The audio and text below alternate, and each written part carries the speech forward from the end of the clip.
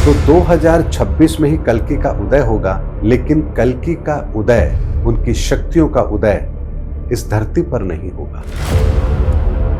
और आपने कहा कि धरती से किसी का चयन होकर उन्हें ले जाया जाएगा, तो क्या सशरीर कल्कि वहां जाएंगे या सिर्फ आत्मिक रूप में? वही एक जगह है जहां हम सशरीर जा सकते हैं और किसी लोक में हम नहीं जा सकते। कल्कि का शरीर, जो जिस शरीर को हम कल्कि के रूप में पहचानेंगे, वो तो इस धरा पर पहले से मौजूद है, लेकिन उनके भीतर उस ईश्वरीय शक्ति का आना और फिर उनके शरीर से उस ईश्वरीय शक्ति का कार्य करना, ये वो घटना है जो कल्कि के उदय के रूप में जानी जाएगी। अमेरिका से कोई उसकी ताकत नहीं छीन रहा, चाइना से कोई उसकी ताकत नहीं छीन रहा, रशिया से कोई उसकी ताकत नहीं छीन रहा, भारत की संप्रभुता को कोई नहीं छीन रहा, इस्लाम कहीं खतरे में नहीं है। लेकिन मुझे बताइए, कौन तैयार है इस बात को मानने के लिए? ये शब्द भी इन हवाओं के अंदर गूंजेंगे, युगों युगों तक गूंजेंगे। तो जब वो ईश्वर के सामने ये कहेंगे कि हम तक ये संदेश नहीं पहुंचा, तो उन्हें यही क्षण दिखाया जाएगा कि देखो, तुम्हारे सामने कितनी बार ये चर्चाएं हुई थी धर्म की, सनातन की, लेकिन तुमने उसे स्वीकार नहीं किया। धन्य है हम लोग जो 2026 के साल में इस धरा पर मौजूद हैं और हमें वो सब कुछ देखने, सुनने, समझने को मिलेगा जो इस धरा के लिए इतना महत्वपूर्ण है, जिसका वर्णन हम युगों युगों तक आगे, जिसके बारे में सुनते रहेंगे, समझते रहेंगे। जय सनातन धर्म की। स्वागत है आप सभी सनातनियों का आज के पॉडकास्ट में। आज हमारे साथ जुड़ रहे हैं सनातन ऋषि मनोज गुप्ता सर। जी हाँ, आपने पहले भी उनको इस चैनल पे कई बार सुना है और आप सब ने उन्हें बहुत प्रेम और सम्मान दिया है। तो आज स्वयं वो जयपुर से चलकर दिल्ली आए हैं हम सब से मिलने के लिए। तो चलिए उनका स्वागत करते हैं। सर, आपका बहुत बहुत स्वागत है हमारे आज के पॉडकास्ट में। आपका भी बहुत बहुत धन्यवाद, और आपने इतने प्यार से बुलाया और मुझे बड़ी खुशी है यहाँ आकर के, क्योंकि यहाँ की जो पॉजिटिविटी है वो मैं फील कर पा रहा हूँ। और निस्संदेह आज कुछ ऐसी चर्चा होने वाली है जो हमारे दर्शकों को बहुत लाभान्वित करेगी। सर, आपने 2026 को लेकर कई सारी भविष्यवाणियां की थी। तो 2026 आपने कहा था निर्णय का साल है, कल्कि के उदय होने का साल है और सनातन की जो है इसमें परचम लहराएगा। अगर हम बात करें 2012 की, अगर आपको याद हो, तो मायन कैलेंडर के हिसाब से कहा गया था कि 2012 में दुनिया खत्म हो जाएगी, लेकिन ऐसा कुछ भी नहीं हुआ था। और 2026 में भी अब बहुत सारे जो है भविष्यवाणियां की गई हैं कि दुनिया में बहुत उथल पुथल होगी। तो आपको क्या लगता है, सब कुछ इतनी जल्दी, इतनी आसानी से हो जाएगा? मतलब जैसा बताया गया है कि 2026 में बहुत कुछ बदलेगा, इतना सब कुछ इतनी आसानी से हो जाएगा? दुनिया एक्सेप्ट कर लेगी सब कुछ? देखिए, 2012 के बारे में जो कहा गया था, मायावी कैलेंडर के लिए कहा गया था, और मायावी कैलेंडर के संदर्भ में मैंने पहले भी डिस्कशन किया है। रावण बहुत बड़ा मायावी था, हनुमान जी के पास सारी मायावी विद्या के तोड़ थे। मिस्र के पिरामिड हो या बहुत सारी ऐसी दैवीय आकृतियां हो जो इंसान के लिए बनाना संभव नहीं है, ऐसे बहुत सारे एविडेंस इस धरती पर मौजूद है जो किसी मायावी सभ्यता के प्रमाण हमें देते हैं। उसके अंदर हमें ये चीज समझनी है कि 2012 के अंदर, चूंकि युग परिवर्तन का समय आरंभ होने वाला था, 2010 के अंदर धरती से गुरु तत्व को समाप्त किया गया, 2012 में मायावी कैलेंडर को समाप्त किया गया, 2025 के अंदर 30 मार्च 2025 को कलयुग समाप्त हुआ। ये तीन बैक टू बैक वो एविडेंस है हमारे सामने जो ये प्रमाणित करते हैं कि धर्म युग की शुरुआत तो 30 मार्च 2025 से हो चुकी है। और अगर धर्म का उदय है तो अधर्म का नाश होना स्वाभाविक है। ऐसे में आप देखेंगे कि 2026 के अंदर जो भी पॉजिटिविटी है वो इंक्रीज भी होंगी, तो जो नकारात्मक सोच के व्यक्ति हैं उनकी शक्तियां भी बढ़ेंगी और उनका संहार भी होगा। क्योंकि जब तक दोनों के बीच में एक मुकाबला नहीं होता, तब तक हार जीत का फैसला नहीं होता। आप इसको ऐसे समझिए कि महाभारत के युद्ध के अंदर अगर कौरव शक्तिशाली नहीं होते, पांडव शक्तिशाली होते, तो महाभारत का युद्ध उस स्तर पर नहीं होता। जी। तो यहाँ आसुरी शक्ति और दैवीय शक्ति जो भी होती है वो बिल्कुल बराबर मात्रा में, बराबर ताकत रखती हैं। और युग परिवर्तन के समय पर एक घटना जो होती है वो ये होती है कि उस समय पर जो भी इस संसार के अंदर जो तत्व काम कर रहा होता है, उसकी एनर्जी को शून्य में समाहित तो होना ही पड़ता है। इसको अगर मैं आपको एविडेंस के साथ अगर ये बात रखूं, तो आप इसको ऐसे समझिए, रामायण काल के अंदर मन तत्व काम कर रहा था, तो प्रत्येक वो व्यक्ति जो उस समय पर मौजूद था, चाहे वो हनुमान जी थे, सुग्रीव थे, बाली थे, अंगद, जो भी थे, सबके मन तत्वों का समायोजन जरूर हुआ। ऐसा कोई भी व्यक्ति शेष नहीं बचा जिसके मन तत्व का समायोजन नहीं हुआ हो। उसके बाद महाभारत का काल आया। उस काल में मंगल तत्व काम कर रहा था। मंगल तत्व यानी कि बाहुबल, आपकी शारीरिक क्षमता, उसका भी समायोजन होना अवश्यंभावी था। तो आप देखिए उस समय आर्यवर्त में ऐसा कोई योद्धा नहीं बचा पांडवों के अलावा जो ये दावा कर सकता कि हाँ उसके पास अब ताकत शेष है इस संसार के लिए। तो उस तत्व को समाहित होना पड़ा। अब हमारा चल रहा है कलयुग, और कलयुग के अंदर हमारा बुद्धि तत्व काम करेगा, बुद्ध का तत्व काम करेगा। तो आप देखिए एक छोटे से छोटा बच्चा भी अपने हाथ में मोबाइल लेकर के पूरी दुनिया की इंफॉर्मेशन लेके घूम रहा है। गूगल आपको हर सवाल का जवाब दे देगा। यानी आज बुद्धि का स्तर हमारा बहुत एडवांस लेवल पर है। एआई ने तो उस काम को और आसान कर दिया। ऐसे में इस बुद्ध तत्व का समायोजन भी शून्य में होना है। ऐसे में जितनी भी हमारी तरक्की है जो बुद्धि के आधार पर हमने की है, इन सबको शून्य में समाहित होना ही होना है। और सबसे अच्छी बात यह होती है कि जो आने वाला युग होता है उसका उदय भी होता है। तो अब धर्म का उदय भी होगा। तो धर्म का उदय और बुद्ध तत्व का समापन, इसको शून्य में समाहित करने का कार्य, ये दोनों वर्तमान में एक साथ चल रहे हैं। इसीलिए एक तरफ दुनिया के अंदर सनातन के उदय की आप बात सुनेंगे, चर्चा सुनेंगे। पूरी दुनिया के अंदर सनातन की चर्चा है। लोग सनातन को समझने को तैयार हुए हैं। लोगों के जीवन में सनातन अब वो वाली बात नहीं रही कि हाँ जी हमने कभी सुना होगा सनातन कुछ होता है, यानी व्यक्ति चर्चा कर रहा है। तो दूसरी तरफ डोनाल्ड ट्रंप जैसे कैरेक्टर भी मौजूद हैं जो इस दुनिया के अंदर एक ऐसी अराजकता पैदा कर रहे हैं जो कहीं ना कहीं पूरे लोकतंत्र को खतरे में डालेंगे। तो ऐसे में नई व्यवस्था अगर होनी है तो हर जगह पर होनी है। वो राजनीति में भी होनी है, वो सामाजिक व्यवस्थाओं में भी होनी है, हमारे विचारों में भी होनी है, अध्यात्म में भी होनी है, विज्ञान में भी होनी है। और ये परिवर्तन आपको हर स्तर पर दिखाई दे रहा है। विज्ञान आज उस दोराहे पर आके खड़ा हो गया जहां उसे क्वांटम वर्ड समझ में आने लगा है। आध्यात्म की बात करेंगे तो हम कल्कि की या इमाम मेहंदी की बात कर रहे हैं, सनातन की बात कर रहे हैं। ये विचारधारा जो है हमारी पुरानी विचारधाराओं से थोड़ी सी अलग है। तो परिवर्तन हर जगह हो रहा है। हमारी सामाजिक व्यवस्था में भी परिवर्तन हो रहा है, हमारी आर्थिक व्यवस्था में भी परिवर्तन हो रहा है। तो इस सारा का सारा परिवर्तन जो एक साथ हो रहा है, ये कहीं ना कहीं 2026 के अंदर अपने उस निर्णायक स्थिति में पहुंचेगा जहां से हम इसका एक बेहतर रूप दुनिया के सामने रखता हुआ देखेंगे कि हाँ अब ये चीज इस तरह से काम करेगी। तो ये 2026 का एक परिवर्तन तो होकर रहेगा, ये प्रमाणित है ये बात। और इसे अगर आप सनातन के सूत्र लगाएंगे तो आपको इस सटीक तरीके से आपको घटित होती हुई नजर आएगी। इसको ऐसे समझिए कि 5 के बाद 6 आता है, 6 के बाद 7 आता है। दुनिया में आप कोई सा भी धर्म ले लीजिए, कोई सा भी विज्ञान ले लीजिए, किसी भी तरह का मेथड लगा लीजिए, आप इस सीक्वेंस को हटा नहीं सकते, खत्म नहीं कर सकते। ये इसी तरह से चलेगी। और हमारे इस ब्रह्मांड के विस्तार का सूत्र भी क्या है, इसको समझाने के लिए भगवान गणपति ने गणित विधा हमारे सामने रखी है। तो 9 के बाद 0 आता ही आता है, ये बात सही है। यानी कि 9 के बाद 0 आएगा और अगला जो एक सीरीज शुरू होगी उसका अंक भी आपके साथ आएगा। ऐसे में हम 49 से 50 के उस सेगमेंट में खड़े हैं जहां 5 अर्थात अगले धर्म युग का आरंभ और 0 अर्थात 4 की सीक्वेंस को 0 में कन्वर्ट करके 50 के दायरे में हम खड़े हैं जहां ये इस ब्रह्मांड में परिवर्तन एप्लीकेबल हो रहा है। तो ये घटना तो घटित होगी ही होगी। और इसीलिए हमारे जो ऋषि मुनि होते थे वो समय का इंतजार करते थे जी। वो कभी भी ये दावा नहीं करते थे कि मैं पल में ये कर दूंगा।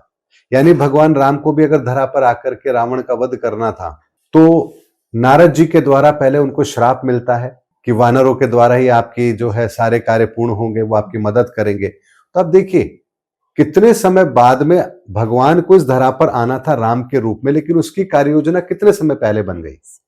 ये सैद्धांतिक तरीके से सारी की सारी चीजें दुनिया में चलती हैं, रैंडमली कुछ भी नहीं है। अगर संध्या होनी है तो सूर्यास्त होना ही होना है। ऐसा नहीं हो सकता कि सूर्यास्त ना और संध्या हो जाए, ये संभव नहीं है। तो ये सनातन के सिद्धांत इस पूरी दुनिया पर लागू होते हैं और उन सिद्धांतों के आधार पर मैं ये बात कह रहा हूं कि 2026 के अंदर जो समय अब ये चल रहा है ये बहुत ही महत्वपूर्ण समय है, कल्कि के उदय का समय है। और आपके इस चैनल पे एक बात मैं और कहूंगा, जी। जब कल्कि के उदय की बात आती है तो 2026 में ही कल्कि का उदय होगा, लेकिन कल्कि का उदय, उनकी शक्तियों का उदय इस धरती पर नहीं होगा, बल्कि संभाला में होगा, जिसे तिलिस्मी दुनिया भी कहा जाता है। यानी इस धरती से उस पात्र का चयन और फिर संभाला के अंदर उन्हें उन सारी शक्तियों को सौंप दिया जाएगा जो इस धरा के लिए कार्य करेंगी। इसीलिए ये जो 2026 का साल जो मैंने कहा कि कल्कि के उदय का साल है, इस कल्कि के उदय की जो घटना होगी वो इस धरती पर नहीं होगी, उनके शक्ति ग्रहण की जो घटना होगी वो संभाला में होगी, उस तिलिस्मी दुनिया में होगी, जहां आज भी हजारों साधु हजारों वर्षों से इस धरती के लिए कार्य कर रहे हैं। ये धरती हम लोगों के प्रयास से नहीं चल रही है, बल्कि उन ऋषि मुनियों के प्रयासों से चल रही है, जो आज भी हजारों वर्षों से उस संभाला के अंदर बैठ करके इस धरती के कल्याण के लिए कार्य कर रहे हैं। और जब उन्हें इस धरती पर कुछ कार्य घटित करने होते हैं, कुछ कार्य करने होते हैं, तब इस धरती से ही किसी पात्र का चयन होता है, उन्हें वो संकेत दिए जाते हैं, कुछ मामलों में उनको वहां ले जाया जाता है, वहां ले जाकर के उन्हें अपनी शक्तियों से परिचय दिया जाता है, उनका परिचय कराया जाता है, उन्हें कुछ ऐसी इंफॉर्मेशन दी जाती है जो इस धरती के लिए महत्वपूर्ण हो, और फिर वो यहां पर आकर के वो कार्य करते हैं जो एक साधारण इंसान के लिए करना लगभग असंभव है। जी। जितने भी हमारे साइंटिस्ट हुए हैं, उनकी कभी आप ऑटोबायोग्राफी आप पढ़ेंगे तो आप उसमें पाएंगे कि कहीं ना कहीं उन्होंने किसी दैवीय ऊर्जा की बात की है, किसी ईश्वरीय ऊर्जा की बात की है, किसी ऐसे अलौकिक अनुभव की बात की है जो उनके जीवन में घटित हुई, उसके बाद ही उन्होंने वो महत्वपूर्ण कार्य किए जो वो कर सकते थे। तो बहुत कुछ ऐसा होना है 2026 में, जिसके संदर्भ में मैं यही कहूंगा कि अभी अगर मैं बहुत डिटेल में बताऊंगा तो लोगों के ऊपर से निकल जाएगी, लेकिन मुझे तो सारी बातें पता है, कब होना है, कैसे होना है, किस तरह से होना है। बहुत सारे दिव्य संदेश इस तरह के लिए आ रहे हैं, हमारी विचारधारा को परिवर्तन करने के लिए आ रहे हैं। और सबसे बड़ा महत्वपूर्ण कार्य जो इस धरा के लिए होगा वो यही होगा कि हम अपनी विचारधारा में वो परिवर्तन लेकर आएंगे जो परिवर्तन आज तक इस कलयुग के अंदर हम नहीं ला पा रहे थे। जब समय काम करेगा तो हमारे भीतर वो परिवर्तन भी आएगा। इसीलिए बाहरी क्रियाओं से हमने अपने आप को सुधारने के तो बहुत सारे प्रयास कर लिए, लेकिन अब समय वो है जब हर इंसान अपने आप को भीतर से भी साफ करेगा, शुद्ध करेगा। और ये कार्य बिना धर्म की स्थापना के नहीं हो सकता, सनातन के नहीं हो सकता, क्योंकि सनातन वो सूत्र है, वो बीज है, जिसे अगर इंसान के हृदय में रोपित कर दिया जाए तो वो परिवर्तित ना हो, उसका जीवन परिवर्तित ना हो, ये संभव ही नहीं है। जैसे एक बीज को धरती में डाल दें आप और वो पौधा ना बने, अगर उसको सब कुछ अनुकूल मिल रहा है तो ये संभव नहीं है। अगर बीज सही है तो उसका अंकुरित होना तय है। इसी तरह से सनातन अगर आपके हृदय के भीतर अगर वो बीज रोपित होगा तो उसका उदय होना सुनिश्चित है। और ये इतना बड़ा एक तरह से मैं कहूं इस धरा के लिए कार्य है जो 2026 से जिसको पूर्ण रूप से आरंभ होना है।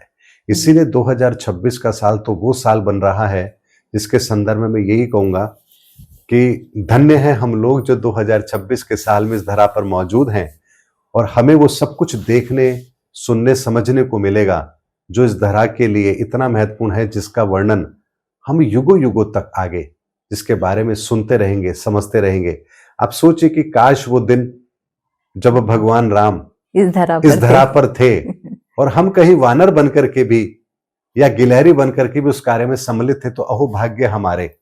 और ठीक ऐसा ही समय वर्तमान में चल रहा है, जहां हम कौन गिलहरी के रूप में, कौन हनुमान के रूप में, कौन अंगद के रूप में, कौन विभीषण के रूप में, किस तरह से उस राम के साथ जुड़ करके कार्य करेंगे। तो हमारा वो भाग्य कि हम 2026 में इस धरा पर मौजूद हैं और उस युग परिवर्तन के कार्य के लिए अपने आप को तैयार कर रहे हैं। इससे बड़ा अहोभाग्य हमारा कुछ और हो नहीं सकता। जी, इतनी सुंदर आपने मन को खुश करने वाली बात बोली कि 2026 एक निर्णायक साल है। लेकिन सर, इतनी सारी बातों को सुनने के बाद एक छोटा सा क्वेश्चन और मन में आया। जैसे आपने कहा कि कल्कि का उदय होगा, कल्कि का जो अब मतलब जो कार्य के लिए उन्हें कलयुग में आना था, उस कार्य को उन्होंने अब करना 2026 में वो शुरू करेंगे, लेकिन धरती से नहीं, संभाला से। पर जो संभाला में जहां तक मैंने सुना है, हम सशरीर नहीं जा सकते। और आपने कहा कि धरती से किसी का चयन होकर उन्हें ले जाया जाएगा, तो क्या सशरीर कल्कि वहां जाएंगे या सिर्फ आत्मिक रूप में? देखिए, संभाला के अंदर सह शरीर जाया जा सकता है। अच्छा। ऐसा नहीं है कि आप वहां सह शरीर नहीं जा सकते, आप जा सकते हैं। वही एक जगह है जहां हम सह शरीर जा सकते हैं, और किसी लोक में हम नहीं जा सकते। इस धरती के लिए अगर ईश्वर को कोई कार्य करना है, तो इस धरती के पास ही एक ऐसी जगह तो उन्हें चिन्हित करनी होगी जहां से धरती के लिए कार्य हो सके। तो यहाँ दो मेथड काम करते हैं। धरती के लिए अगर कार्य करना है तो वो भगवान के रूप में इस धरा पर आते हैं, हमारे बीच में हमारी तरह बनकर आते हैं, तब इस धरा पर वो कार्य करते हैं, तो उन्हें हम भगवान कहते हैं। यानी भगवान केवल इस धरा पर होंगे और कहीं नहीं होंगे। दूसरा, एक जो दुनिया हमें दृश्यमान दिख रही है, इसी तरह की एक दुनिया इस धरा पर है जो अदृश्य है, जिसे हम तिलिस्मी दुनिया कह सकते हैं, संभाला कह सकते हैं, जहां पर वो पवित्र ऊर्जाएं काम करती हैं। इस बात को ऐसे समझिए कि विवेकानंद हैं, या मोहम्मद साहब हैं, या महात्मा बुद्ध हैं, या जितने भी ऐसे अवतार या ऐसे व्यक्ति जो इस धरा पर आए हैं, जब वो श्रेष्ठ कार्य करते हैं, श्रेष्ठ कार्य का मतलब क्या होता है? जो कार्य आपने अपने लिए नहीं, अपने परिवार के लिए नहीं, बल्कि दूसरों के लिए किया, वो ईश्वर की नजर में श्रेष्ठ कार्य होते हैं। और जब आप उन कार्यों को करते हैं, तो आपकी ऊर्जा का जो निर्माण होता है वो श्रेष्ठ कार्य के द्वारा होता है। तो ऐसे में आपकी ऊर्जा को भी आपके इस शरीर के छोड़ने के पश्चात भी एक कार्य दिया जाता है, जो कार्य आप करते हैं, और उस कार्य को करने के लिए उन आत्माओं को संभाला के अंदर वो स्थान दिया जाता है, उस कार्य में लगाया जाता है। देवता जो होते हैं वो ईश्वर के अधीन कार्य करते हैं, फरिश्ते होते हैं वो इस तिलिस्मी दुनिया के अंदर काम करते हैं। यानी ऐसी पवित्र आत्माएं जो इस धरा के लिए आगे भी काम करना चाहती हैं, जिनका चयन ईश्वर के द्वारा होता है, वो वहां रहती हैं, कार्य करती हैं। और वो एक ऐसी दिव्य नगरी है, ऐसी दिव्य ऊर्जा का वो स्थान है जहां समय थम जाता है, जहां आपके विचार इतने पवित्र होते हैं कि विकार आपके भीतर आ ही नहीं सकते, और वहां जो शब्द कहे जाते हैं वो इतने पवित्रता के साथ होते हैं कि जो शब्द कहा जा रहा है वो आपके हृदय में ठीक वैसे ही उतरता है जैसे कोई चीज हम डाउनलोड करते हैं। और वहां आपके भीतर कोई इस तरह का प्रश्न नहीं होता कि ऐसा क्यों, वैसा क्यों नहीं। यानी इतनी सहजता के साथ आपको बातें समझ आती हैं कि आपको लगता है कि कितनी पवित्रता के साथ ये जगह बनी है, काश हम यहीं रह जाएं। लेकिन चूंकि इस धरा के लिए भी कोई कार्य किए जाने होते हैं, इसीलिए उन लोगों का जिनका चयन होता है उन्हें यहाँ भेजा जाता है। लेकिन जो छोटे स्तर के कार्य होते हैं, यानी कि बहुत सूक्ष्म लेवल पर नहीं, भौतिक स्तर पर बहुत छोटे से काम होने हैं, जब उन लोगों को वहां ले जाया जाता है तो वापस आते हैं वो, तो उनकी स्मृति से वो चीजें मिटा दी जाती हैं। अच्छा। यानी उन्हें ये ध्यान नहीं होता कि हम वहां जाकर आए हैं।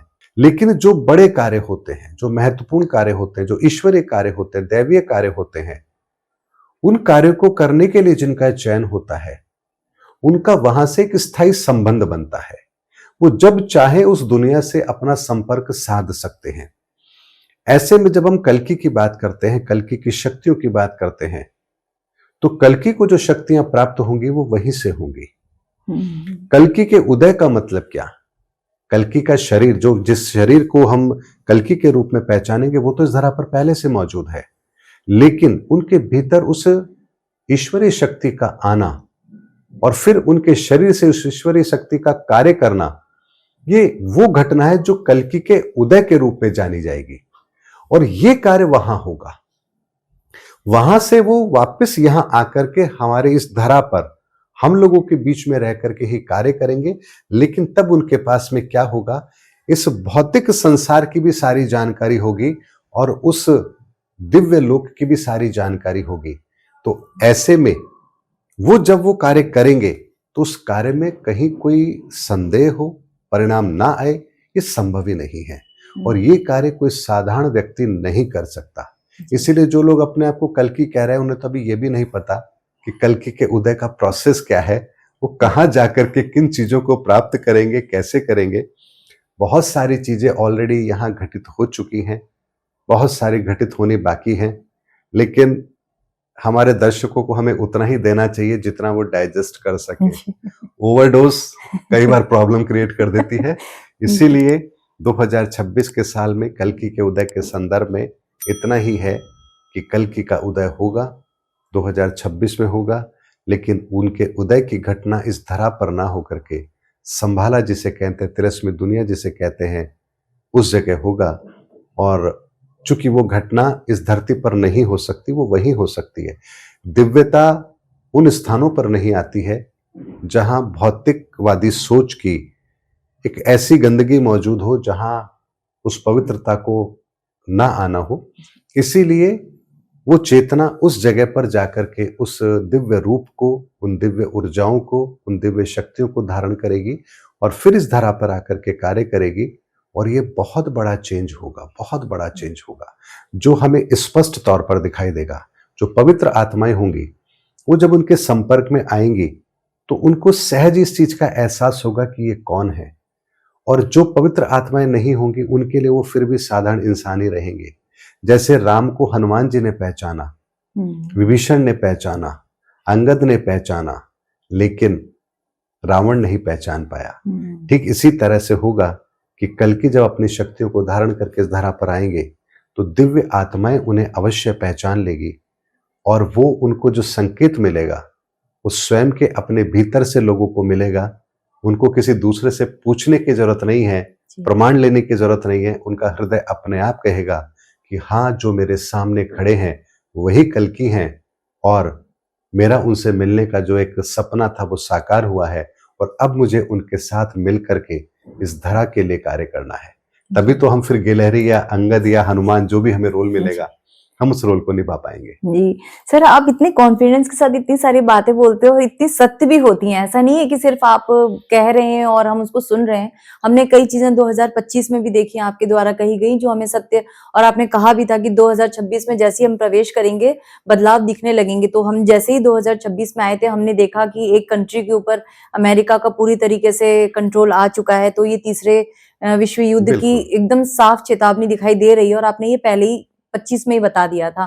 सर, आपको ये जो 2026 में होने वाला है या कल की आने वाले हैं, इतनी गहराई से ये सब बातें कैसे समझ में आती हैं, कैसे पता चल जाती हैं जो हम नहीं समझ पाते?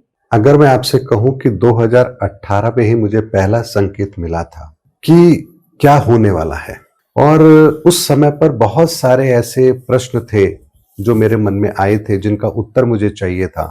और मेडिटेशन में, ध्यान साधना में बहुत पहले से करता आ रहा हूं, ये मेरे शुरू से ही मेरे हैबिट में रहा है। तो ध्यान साधना के अंदर मैं उस एनर्जी को कनेक्ट कर पाता हूं अपने साथ।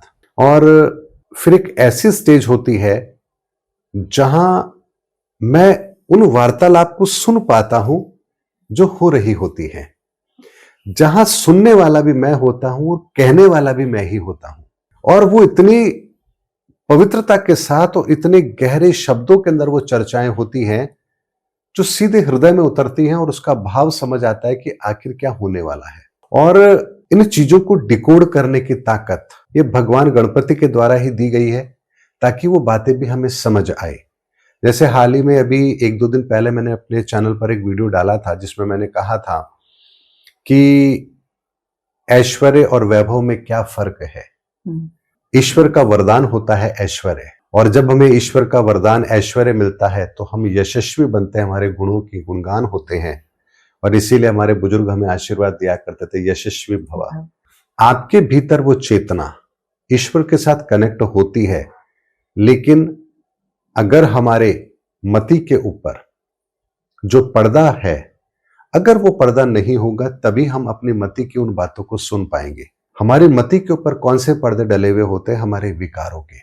और यही प्रक्रिया अगर हम अपने जीवन में दोहरा ले कि हम अपने विचारों को शुद्ध करेंगे, अपने मति के ऊपर जो हमारे विकार हैं उन्हें हम दूर करेंगे, तो हमें भी ईश्वर की वो बातें समझ आएंगी। और 2023 से मेरे पास में बहुत सारे ऐसे दिव्य संदेश हैं जो मुझे प्राप्त हुए हैं और जिनमें भविष्य के बहुत सारे रहस्य हैं जिन्हें डिकोड भी मैंने किया है। मैंने नहीं कहूंगा कि मैंने किया है, हाँ भगवान गणपति की कृपा से वो डिकोड हुए हैं। और कल्कि के उदय का संदेश तो 2024 में ही मुझे मिल गया था कि कल्कि का उदय कब होगा, किस समय पर होगा, कहाँ होगा, कैसे होगा। अब 2024 से लेकर के मैंने 2025 के एंड तक इंतजार किया, लोगों के सामने वो बात नहीं रखी। क्यों नहीं रखी? क्योंकि समय से पहले किसी बात को कहना ठीक नहीं है। लेकिन जो बात मैं आपको कहता हूं वो इसलिए कह पाता हूं क्योंकि वो प्रमाणित सत्य मेरे सामने है। और उस सत्य को कैसे जज किया जा सकता है, किन सूत्रों पर परखा जा सकता है, वो विधा ज्योतिष विधा है। और ईश्वर की कृपा से वो ज्योतिष विधा भी मुझे समझ में आती है, मैं उस चीज को जानता हूं। तो ज्योतिष विधा के द्वारा आप ब्रह्मांड के रहस्य को डिकोड करने की ताकत लेते हैं। सनातन आपको वो सूत्र देते हैं और आपकी मति आपको वो क्षमता देती है। ये तीनों कॉम्बिनेशन जब बिल्कुल अलाइन होते हैं तब आप उस हर चीज को डिकोड कर पाते हैं। और इसीलिए मैं बहुत कॉन्फिडेंस के साथ ये बात कहता हूं कि हाँ अब ऐसा होगा, क्योंकि वो घटित तो होगी ही होगी घटना। अगर 9 के बाद 0 आना है तो आना है, इसे कोई नहीं रोक सकता। अगर ये संभव नहीं है तो फिर ये धरती भी संभव नहीं है, कुछ भी संभव नहीं है। सब झूठ है कि सुबह सूर्योदय होता है और शाम को सूर्यास्त होता है, फिर वो सब भी झूठ है। अगर वो झूठ नहीं है तो ये भी झूठ नहीं है, ये भी होगा होगा और होगा। तो सर अगर आपने कहा कि ये सब कुछ सत्य है और होना ही है, तो जो थर्ड वर्ल्ड वॉर की हम बात कर रहे हैं कि 2026 में, क्योंकि अभी जैसे सिनेरियो बन रहे हैं, लगता तो है देखते हुए कि बड़े देश अगर किसी चीज के ऊपर अपना हक जमाते हैं तो वर्ल्ड वॉर की पूरी आशंकाएं हो जाती हैं कि होना ही है। तो ऐसे में जब कभी भी वर्ल्ड वॉर होता है तो बहुत बड़ी संख्या में मृत्यु होती है लोगों की, मतलब विनाश होता है और बहुत संख्या में आत्माओं को शरीर छोड़ना पड़ता है। तो यानी धरती को हल्का होने का भी समय आ रहा है। इस बात के उत्तर के लिए हम 2-3 एविडेंस लेते हैं।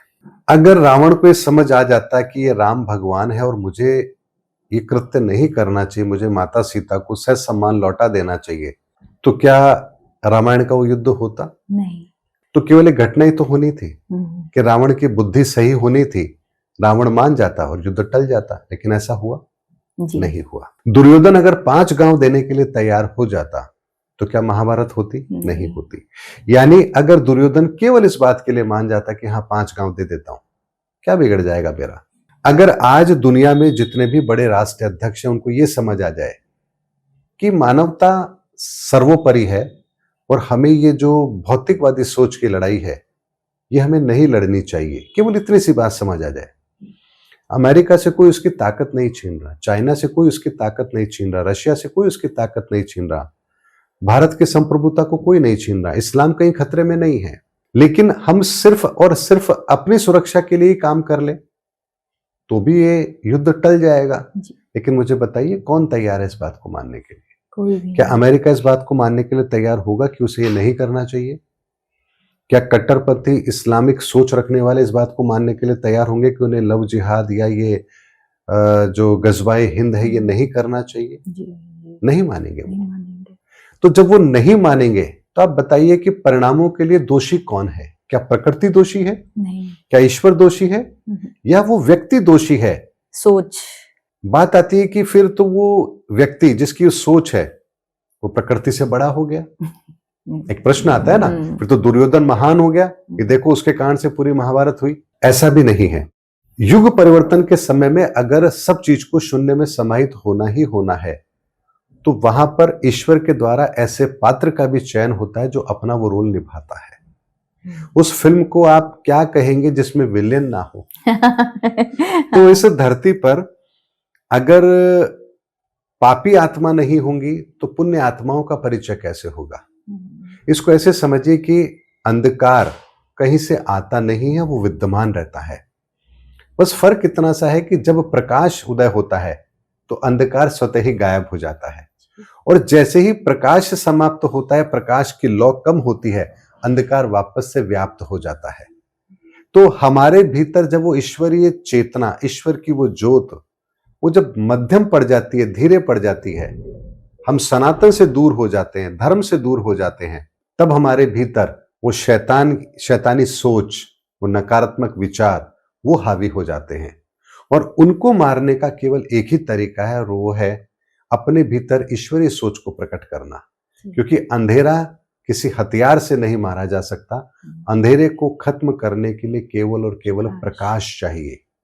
तो हमारे भीतर के विचारों को शुद्ध करने के लिए हमें जिस ऊर्जा की आवश्यकता है, जिस चेतना की आवश्यकता है, जिस प्रकाश की आवश्यकता है, वो है ईश्वरीय प्रकाश। और ईश्वरीय प्रकाश को उदय करने का काम जो ऊर्जा करती है, जो विधान करता है, जो विज्ञान करता है, जो धर्म करता है, उसे हम कहते हैं सनातन धर्म जी। इसलिए सनातन का उदय हर इंसान के भीतर हो, यही एक मुहिम हमारी है। और ईश्वर की प्रेरणा से हर जीवात्मा तक वो संदेश पहुंचे, आपके चैनल के माध्यम से भी पहुंचे, लोग उसको सुने, समझें, अपने जीवन में आत्मसार करें। हमारा बस केवल यही उद्देश्य है।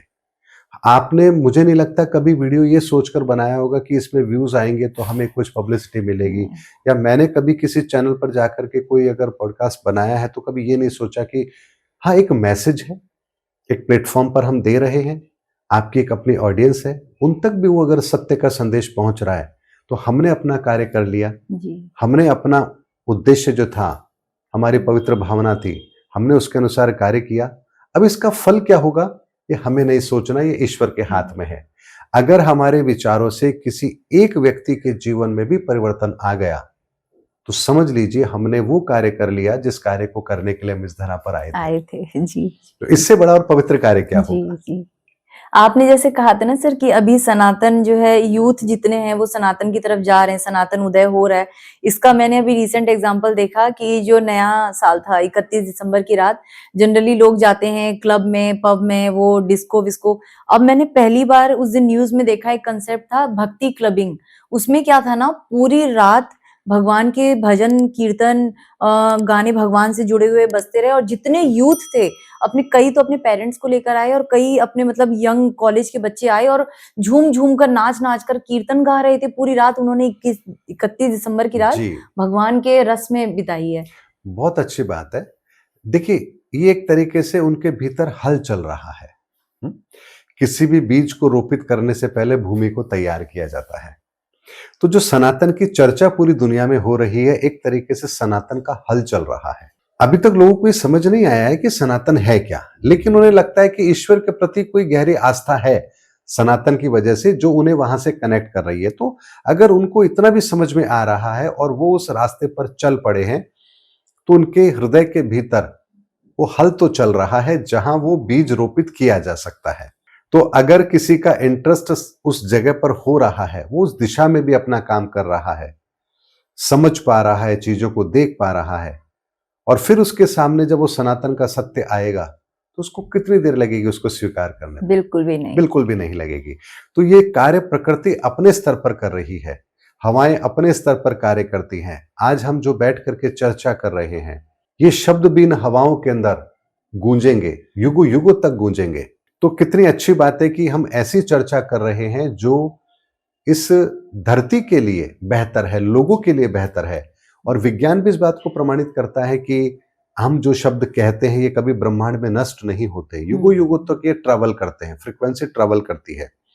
तो ऐसे में जो चर्चाएं हो रही है सनातन की, ये भी एक ऐसा माहौल क्रिएट कर रही है, ऐसा वातावरण क्रिएट कर रही है इस धरती पर, जो सनातन के उदय के लिए बहुत जरूरी है। कहते हैं ना कि इस धरती से करुण पुकार अगर ईश्वर तक पहुंचेगी तो ईश्वर क्यों नहीं इस धरा पर आएंगे। और हम सबकी करुण पुकार, सनातन के प्रति हमारी आस्था, युवाओं का सनातन के प्रति ये झुकाव, इस बात का प्रमाण है कि धरती दो भागों में तो विभक्त हो रही है। एक वो लोग जो धर्म के प्रति अपनी निष्ठा को समझ पा रहे हैं, अपने कर्तव्य को समझ पा रहे हैं, और एक वो लोग जिनका समायोजन तो दुर्योधन की तरह ही होना है, जिनके लिए कोई दूसरा रास्ता है नहीं। प्रकृति अपना अंतिम विकल्प वो रखती है। और देखिए, हमारी नजर के अंदर होगा कि देखिए इतने लोगों की जनहानि हुई, लेकिन प्रकृति के लिए वो जनहानि नहीं है। प्रकृति तो उन आत्माओं का समावेश उनको कहां करना है, कहां समायोजन होना है, वो उसको पता है। हमारी यात्रा इस शरीर से पहले भी थी, शरीर के बाद भी रहेगी। तो ठीक है, जीवात्मा ने इस शरीर को छोड़ा, उसके लिए अगली योनि उसके कर्मों के आधार पर तैयार है, तो प्रकृति तो उनका समायोजन कर देगी। तो हमें इसे ऐसे नहीं देखना चाहिए कि अरे इतने लोग इस धरती से नष्ट हो जाएंगे या कम हो जाएंगे। जो होगा वो आपके कर्मों के आधार पर होगा। जो जैसा कर्म करेगा, अगर किसी ने तय कर लिया है कि नियति उसके साथ यही करे, दुर्योधन जैसा व्यवहार करे, तो उसके साथ दुर्योधन जैसा व्यवहार होना है। ये हमको तय करना है कि हम अर्जुन जैसा व्यवहार चाहते हैं या दुर्योधन जैसा व्यवहार चाहते हैं। हमारे कर्म ये ही तो कोई और तय नहीं करेगा, ये हम तय करेंगे। और फिर हम किसी और को दोष नहीं दे सकते कि आपने हमारे साथ ऐसा क्यों किया, क्योंकि प्रकृति सबको मौका देती है। आज हम जो चर्चा कर रहे हैं, ये चर्चा बहुत लोग सुनेंगे, लाखों लोग सुनेंगे, लेकिन उनमें से क्या लाखों लोग इस बात को सीरियसली लेंगे? शायद नहीं, लेकिन कुछ तो होंगे। जी। तो जब वो ईश्वर के सामने ये कहेंगे कि हम तक ये संदेश नहीं पहुंचा, तो उन्हें यही क्षण दिखाया जाएगा कि देखो तुम्हारे सामने कितनी बार ये चर्चाएं हुई थी धर्म की, सनातन की, लेकिन तुमने उसे स्वीकार नहीं किया। तो अब तुम दोष नहीं दे सकते कि अब हमारे साथ ऐसा क्यों किया जा रहा है, क्योंकि दुर्योधन ये नहीं कह सकता था कि मेरे साथ ऐसा क्यों किया गया, क्योंकि भगवान श्री कृष्ण कहते थे मैं स्वयं आया था 5 गांव मांगने, लेकिन तूने नहीं दिए, तो मैंने तो उसी दिन कह दिया था कि अब विनाश होगा और उसका उत्तरदायी तू स्वयं होगा। बिल्कुल। तो यही वर्तमान में भी हो रहा है। जी जी सर, मैं मतलब समय को देखते हुए मुझे रुकना पड़ रहा है, लेकिन इतना अच्छा लग रहा है, हम 2026 की बात कर रहे हैं और इतनी मन में एक अजीब सी खुशी आ रही है कि कल्कि के बारे में हम इतने समय से सुनते आ रहे थे, जब अब उनके जब उदय का समय है, चाहे वो धरती पे ना होकर एक अच्छी स्वर्ग जैसी एक तिलिस्मयी दुनिया में भी होंगे, लेकिन जो हम जैसे थोड़े मोड़े लोग जो धर्म पर चल रहे हैं, एटलीस्ट हमें जानने का मौका मिलेगा, उनकी एनर्जी से कनेक्ट होने का मौका मिलेगा, यही हमारे लिए सबसे बड़ा सौभाग्य है। बिल्कुल।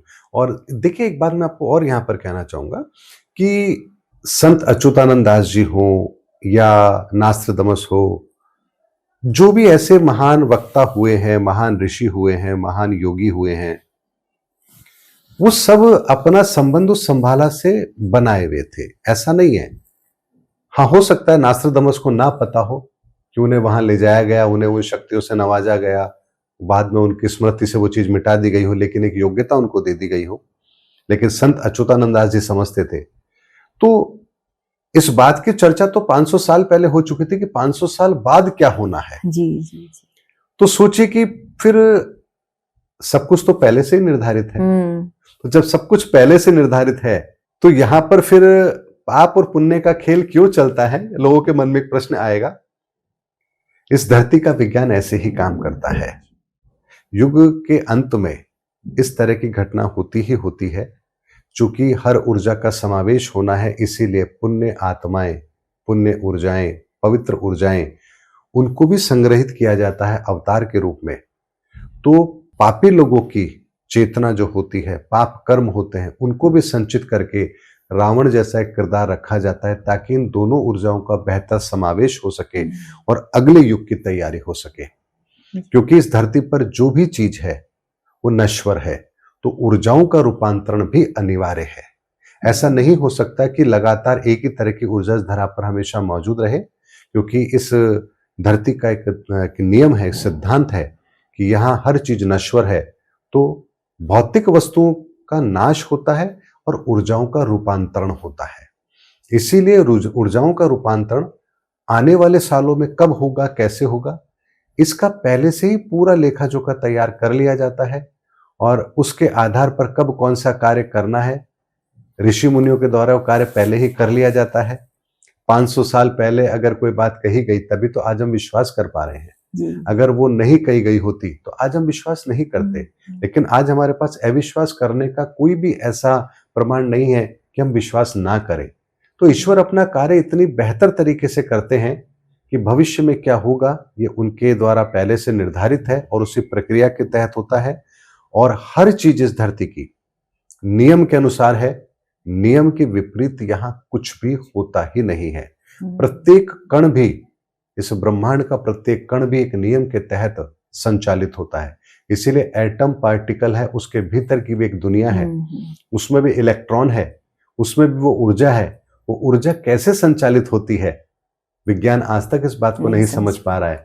लेकिन वो ईश्वरीय ऊर्जा कण कण में व्याप्त होकर के भी इस धरती के पूरे विज्ञान को इतने बेहतर तरीके से संचालित किए हुए है कि जिसके संदर्भ में फिर वही शब्द हमें प्रयोग में लेने चाहिए कि वो सर्वशक्तिमान है, वो परमात्मा है, वो जो चाहता है वही होता है।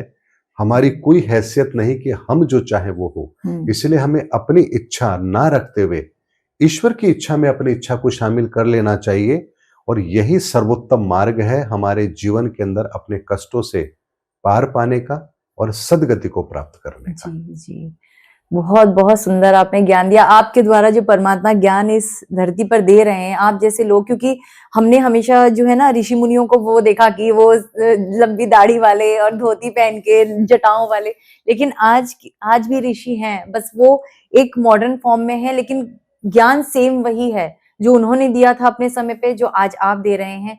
तो मैं धन्य हूँ कि मैं आपके सामने आज बैठकर इतने शुद्ध जो ज्ञान को आपसे सुन पा रही हूँ, और मेरी जितनी भी दर्शक आज आपको ये सुन पाएगी, हम सबका ओ भाग्य है सर। बहुत बहुत धन्यवाद। बहुत बहुत धन्यवाद आपका भी और आपके दर्शकों का भी। जय सनातन धर्म की। जय सनातन धर्म की।